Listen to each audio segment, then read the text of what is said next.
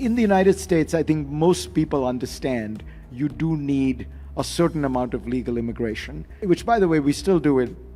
It's very generous legal immigration policy. I think that the Trump people, for example, don't like the way the H-1 system gets gamed a certain amount by companies and things like that.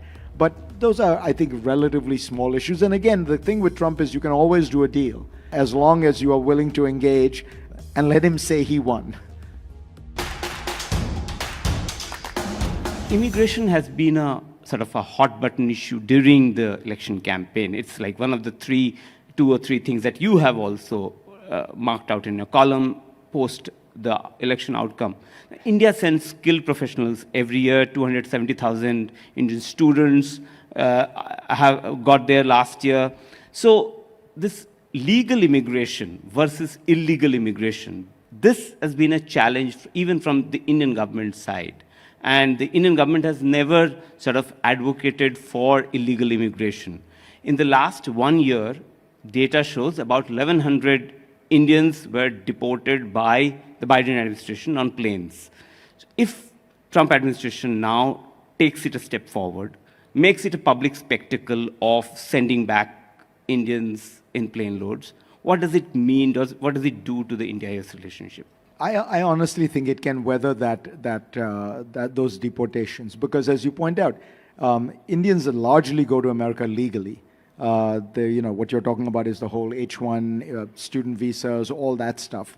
Still in the United States, despite all the reaction to immigration, which, as I say, I think is largely justified because you've had millions and millions of people going to the border illegally, gaming the asylum system, saying that they were politically persecuted or some version of that, and therefore getting a kind of legal entry into the U.S., in my opinion, completely gaming the old system.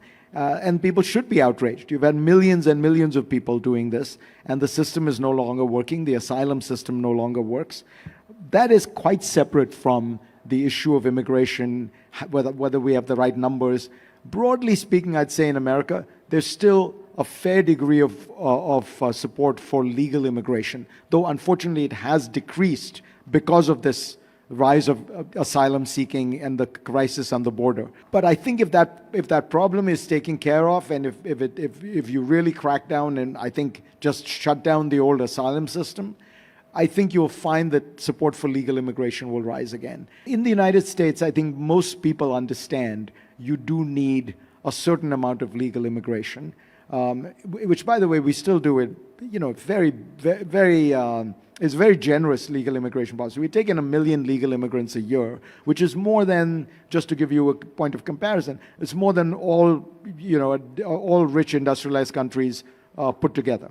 Legal immigrants, and remember, an American legal immigrant has a pathway to citizenship, which is very unusual compared to others. Like the Germans have a blue card or something like that, but the last I checked, you can't turn it into German citizenship. You're forever a non-voting permanent resident, whereas the American system really, it sort of accepts you into the country in a way that's very different. So I think it's a storm that can be weathered. There will be some complications around it. I think that the Trump people, for example, don't like the way the H-1 system gets gamed a certain amount by companies and things like that.